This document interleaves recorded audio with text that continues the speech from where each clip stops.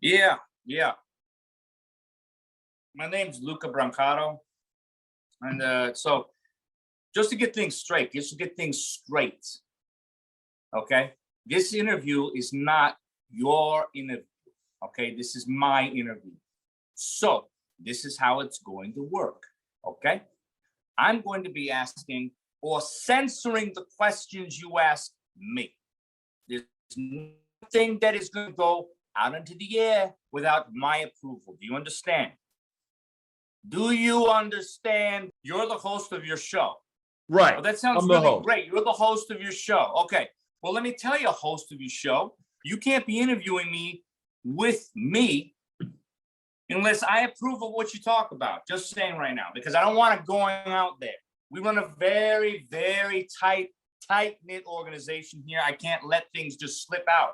Do you understand? Do you understand how much money that I take in every year? No, you can't. How much? You know why? You know why? Because I could sit there and fund 50,000 of your little on the air little, what do you got there in your kitchen interviews there for you. But if you want to go to the top, if you want to be the best, you can't just sit there and talk about it. You got to do it. So I'm going to give you one shot.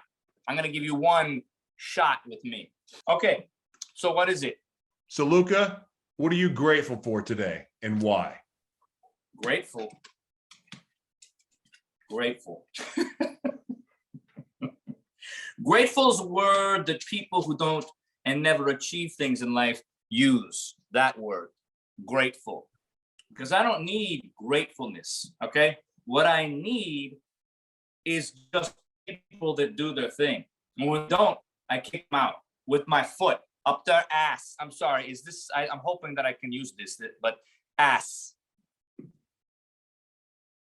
Even though I have been blessed to appear in some of Dirt Merchant's films, I'm not an actor because he's making me laugh, breaking character. Ladies and gentlemen, you just met Luca from the film Chariest Jams, the upcoming film Dope Boy Rise, and one of my favorites, Hit or Twist. Luca, Chad, Mr. Chad Stoops, how you doing today, my man? I'm doing so great, man. I hate playing that character sometimes because he comes across as such a jerk. It's not even near your personality. Like, you're a real actor because you were the nicest guy. We had the best conversation yesterday. And then I didn't even know how to respond to your character. I kid you not. Every time we've done this, every time we show it to people and stuff, Henning gets up and he prefaces like, okay, Chad's not like this in real life. Chad's really okay. He's a pretty decent person. Because we had me in the last movie, like all the things I say are just horrible things. And, you know, we had such a great conversation. It's been so nice meeting you and everything. And you know, Henning told me I was going to be talking to someone, but then yesterday after we had our conversation, I was like, wow, I'm actually really excited about this interview because, like, you know, we just hit it off so well, you know, everything you were talking about. So I'm super excited. And I love the paintings you have in the background there. Well, I will let my better half know. She taught herself how to paint, and wow. I'm proud of her because, I mean, who teaches himself how to paint? She also, she taught herself how to cut hair too. So, and I had hair, but then I decided to take matters in my own hand and try to give myself a haircut. So I ended up with a mohawk. And, you know, at 44 years old, I can only rock a mohawk so long before it gets ridiculous. So I'm back to, you know, my Spike days and being bald. But I like it.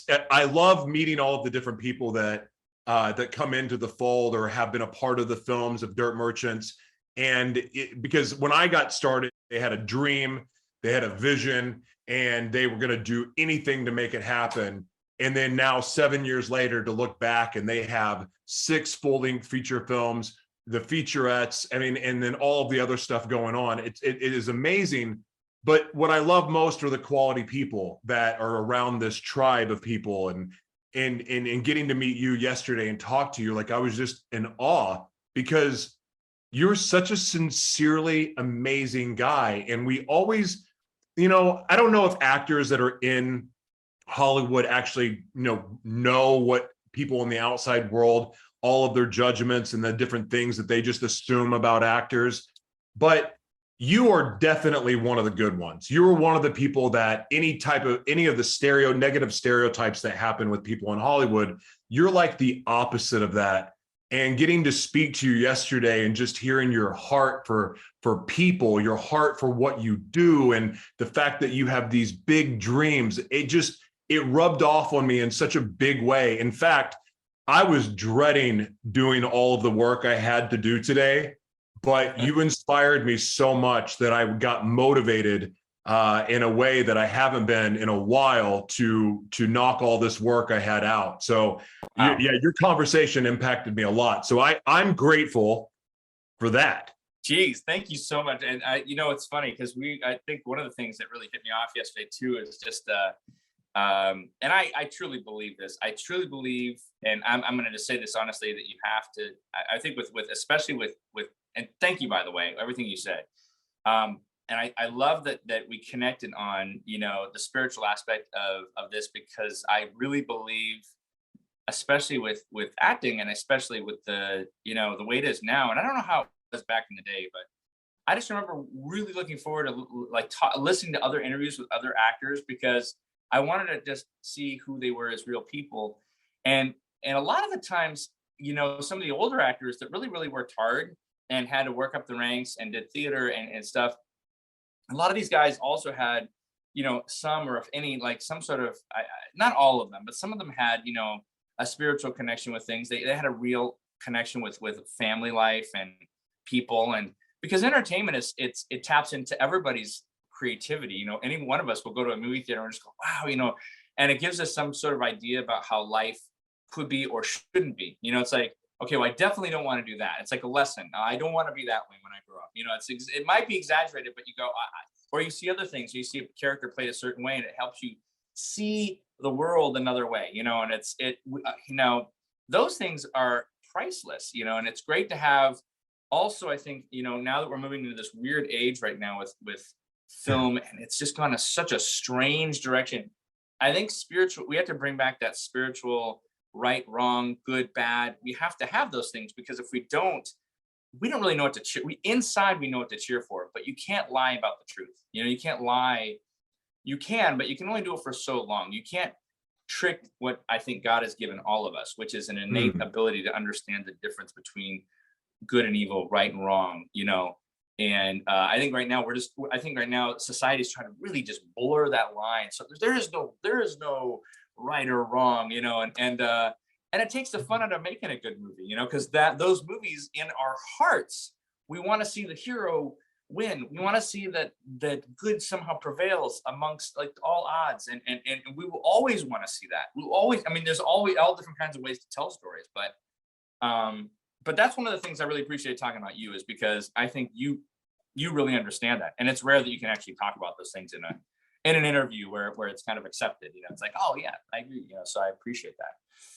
Well, and I appreciate that, but it's genuine and it's true. In fact, my motivations for learning media and really new media and the future of media, my motivations for that was because I recognized that media is the most powerful medium in the world. And there's a lot of different forms of media, so that the knowledge of how to use both, I felt in my heart that, media controls the narrative now, and it's had such a negative impression on so many people, and people don't know what's true and what's honest or what's real. Am I being gaslit right now? There's so much confusion, and I blame the media for that. I blame the fact that there's 6 companies that virtually own every piece of information. They have a hand or control. They're on the board. They're the investor. Like, it's 6 companies that have this control, this stronghold on people all over the world. 6 companies making decisions for the whole world, basically, and having influence on our minds and our children. And then you have the social media stuff. So I wanted to learn media so I could be a part of changing the narrative for good, because I believe with all my heart, then you said something, that real stories matter. The truth matters. And our truth, who needs explosions and science fiction and green screens and crazy and all of that, just in the grotesque violence? And I understand some of that is real, but a lot of it gets glamorized. We don't need to make up stories or even remake movies anymore, because our real stories are the ones that need to be told, because real stories are the ones that have the greatest impact on us. When we know a story is true, there's a show called All American, and it is the most amazing TV show. I've cried. Sometimes some of the episodes I cried multiple times, but there wasn't one single episode I didn't cry because it moved me. And I don't know if it was the psychological part of seeing based on a true story. Yeah. I don't know if that's what stuck me in or not, but I got to tell you, there's a lot of people out there that are dying to hear your story, because your story, your testimony, what you're struggling with, how you're fighting to overcome. No one wants to hear, well, they don't want to hear the sob story when you're not trying to fight your way out of it. But the people that are fighting mental illness, they're fighting addiction, they're fighting a poverty mindset, and just to be able to share that, to share those heroes' journeys with people. All movies are heroes' journeys anyway, so why not tell real stories? Because they matter. So I want to ask you something, man, because I could go on this rant for 4 hours and never talk about anything relating to your movies, because you are an amazing creator that has a lot of other projects that are outside of Dirt Merchants. And I'm really excited to watch your project that just went to the film festival. That got rave reviews. Cannot wait to watch that. But I want to ask you, because you sincerely are a very nice guy, how in the world did you train yourself to be such an asshole, for lack of better word? That's funny. I think I read this once in It's How to Win Friends and Influence People. Someone's this part of the book that he was writing about was talking about Al Capone. And Al Capone did all these horrible things, but when they sat him down and they talked to him and said, how do you feel about doing this and this and this and this? All these things that you did, you killed all these people, you did all these horrible things. And the way he responded, Al Capone, after doing all these horrible things, never believed that he did anything wrong. In his mind, he was the antagonist, or not the protagonist. He believed that he was the good guy. He believed that everybody else was in the wrong, and what he was doing was right. He justified everything that he did, and it all made sense. And somebody once said this to me: is that truly bad people, even the best antagonists in the world, these people think what they're doing is right. So there's a sense of, if you try to play the bad guy as a bad guy, as opposed to a guy that has feelings and emotions like everybody else, and in your mind you're justifying his reason, his will to do it. It becomes a person that you also can sort of has compassion. I guess we like some of the villains. The best villains in the world played on TV are ones that you sort of sympathize with. You know that they're doing wrong. The way that they think is wrong. But another part of you says, okay, I get it. I kind of get it. Like, I kind of get where he's coming from. He's won me over as far as like the villain. However, I don't want to be the villain. I get him. I appreciate him. I like him as a villain, but I don't ever want to be him. I think Lex Luthor, Gene Hackman, who played in Superman. I love the way he played that villain, because he was funny. He was like, he had his way. He was evil, but I liked him. I liked Superman better, but I liked Gene Hackman because Gene Hackman made me understand him, understand what his point of view is. He wanted to take over stuff. He made you want to get to know why. I mean, like, they didn't go deep into Lex Luthor in the movie, but it made you want to understand him and sympathize with him. And I think when I thought about this character, I thought about him as this insecure, because the way this character was cast, Luca Brancato, I guess originally was supposed to be, when I auditioned for it, I honestly had thought I would not even get it, because it just doesn't, it's like this other guy sounds like a bigger guy with a cigar, like a Marlon Brando, like a, somebody else that, or has tats, or just not me. And so when I did it from the point of view of this guy that is horribly insecure, that he is not a gangster. Like, he's not that. And so my view of Luca Brancato is he is this insecure guy who's drug addict, because he constantly needs that security to be this gangster. He's kind of a gangster, almost a gangster wannabe. He's evil. He does all these horrible things, but it doesn't come through a very thoughtful way. He can do things thoughtfully, but he doesn't do it like a gangster would. He does it as an insecure guy who's trying to be a gangster and wants the facade. And his downfall the arc kind of goes that way too. So I guess that's how, a long way of going about it. That's how I came with the way. No, that's a really good answer, because I related to your character. And this is something I want to actually ask you about. I can't believe I don't know where this is going to lead, but just hang on with me for a second. Okay. When I turned my life around and started that path to purpose, and like, okay, God, I'm done running. My life, this life that I've been trying to live, I'm done with it. It's no longer my own. I surrender my life to you, and I'm all in on everything that you lead me to do, everything that I believe I'm supposed to do. I'm all in, and I'm committed to this. And what happened when I'm over here, the pendulum is over here on this far side. And so then it swings all the way to the other side, where now I'm just trying to do everything perfect, everything right, be the most godly man on the planet and all the things. Right. And then, but you know how that goes, because then you mess up. And Right. then you make mistakes, and then you're like, oh, and you fall down, but then you keep on going. I'm going to go to this righteous path. I'm going to do this. What I learned in my experience is that I'm definitely not this guy over here, but I'm really not even this guy over here either. Right. I'm somewhere in the middle.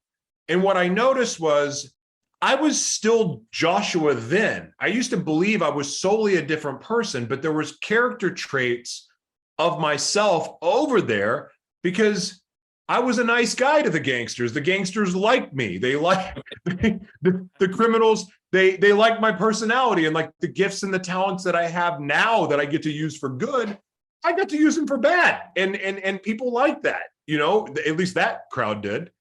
But Right. when I settled in the middle, I found much more peace.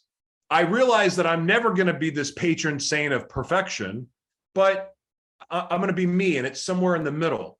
What my question is, and where I'm going with this is, I believe, like, I mean, you're this amazing, nice guy, but I know that there's a darker side to you, and you probably tapped into that with your character Luca a little bit. Oh yeah. Yeah.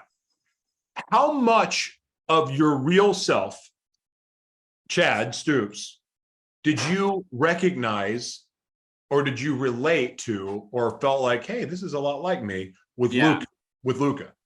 That's a great question. That's a really great question. First of all, when you were talking about this whole thing about never being one way and still having other things, I believe, and this is going back to, like, if you take just even scripture, you talk about the Bible, you know, talking about the Garden of Eden, and I think it's all about opening doors. I think even God knows, like, you have a choice to open a door or not open a door. Now, I've not opened the doors to certain things in my life, like you haven't. I'm sure you've not opened certain doors, you know. And people who have opened those doors, now you can open doors that are good or evil. You can open up those doors, but those doors, I believe, are always open. Once you open the doors, you know about it, you understand it, you've been there, and it doesn't, that knowledge doesn't go away. The information doesn't go away. The feelings that you have, you know, if I never experienced, you know, I've met people that really have never really opened the doors of feeling like they need to have revenge or anything. I've opened a lot of those doors in my mind or my heart, or how I can get back at people in certain ways, either just by the way I talk or something. Nothing malicious. Now, I haven't opened up a ton of those doors, but I've opened up some, and I've seen other people that haven't. So they're not, you know, it's amazing how you see that and you go, wow, this person's really great. Well, it's not that they're necessarily really great. They just have not opened those doors. Other doors they've opened that you haven't opened. And I feel like that's really what it comes down to, is once you've opened a lot of doors, I think it's about opening more doors that you want to open that you feel are going to be beneficial. And so you're always, I think that keeps us humble, you know, for one, because we realize that it's not beyond us to do those things. We've either gone there, experienced those things, but it doesn't mean we can't do it again. It doesn't mean that, you know, these doors that other people have opened, it's almost like, I'm sorry you opened those doors, because now you have to live your life knowing those things, but it doesn't mean you can't open up 100 other doors that are so wonderful and beautiful that God has for us. So that being said, when I was approaching this character, I think in the second movie, The Cherished Jam, especially, I remember when I was younger, feeling very insecure, very insecure. And the way that I took it was, I had a learning disability, and so I always felt like I wasn't as smart as everybody. And this was most of my life. I just felt like I wasn't. And I got therapy about this not too long ago to try to figure out why, how I think or how I understand things. And my therapist was like, "Gosh, I don't even know how did you make it through college?" Because it took me forever to read. Like, I would read things, and I had to read them like 4 or 5 times to understand and comprehend. And so there was a lot of insecurity. And I remember when I was a kid, and I don't know why, and it made me feel horrible, but I remember as a kid doing this to a friend. Now, I must have been like 7 or 8, and this made me think of who Luca is. Okay, so this is what I kind of stemmed from. And I still have this in me today. I do. I know I do. This friend of mine came over, and he was enjoying himself, and he was having a great time. And all of a sudden, for no reason at all, I said, and he's sitting in my room, and I go, I don't want to be your friend anymore. Just all of a sudden. And he was like, oh, like, haha. And I kept saying, no, we're no longer friends. And I just did this, and I don't know why. And all of a sudden, he started crying. And I remember when that happened, how horrible I felt. And immediately I said, I'm sorry. No, we can be friends again. And it was this weird control all of a sudden I felt like I had when I didn't have control over any other part of my life. And whoa, you gaslighting son of a gun. No, it was horrible. And it was like, I know that part of me kind of was in this character. I've used that part of me, this insecurity, in different ways. I've used it to show a better side of somebody, and I also used it to show somebody that wants to take things from other people, to have control. And that feeling of wanting to control other people, manipulate them in a way that hurts them to their core. Like, I know I hurt this guy. I know I hurt him. Like, as a kid talking to another kid, I know I crossed a line. As a kid, I crossed a line. And as an adult, I've done that too. And doing things and saying things, just because, the opportunity was there, the temptation is there, for one reason or another. And I know that as Luca is a guy that does that mercilessly. That's what he does. He doesn't want to be weak in any way, because it will expose who he is. Other people, I think, do that too. But I think some people aren't doing it to cover up necessarily. They're doing it for pure maliciousness. I think Luca's doing it. I believe Luca does it to gain control over people. He does it because he does not believe inside. If you're really to sit down and talk to Luca, I think Luca doesn't believe that in himself. So I thought of him like that because that is how I grew up. I grew up feeling like I was a lot less than other people, which made me relate to other people. But then I did do things like that, where I was used the good I had and turned it. And I know how horrible that is. I mean, that's worse than just being evil. If you're just evil to people, people are like, you're evil. But if you're like good and then you hurt somebody, that's some other kind of crazy. And not a lot of people are going to watch this show, are they? They're going to say, oh, that guy. Well,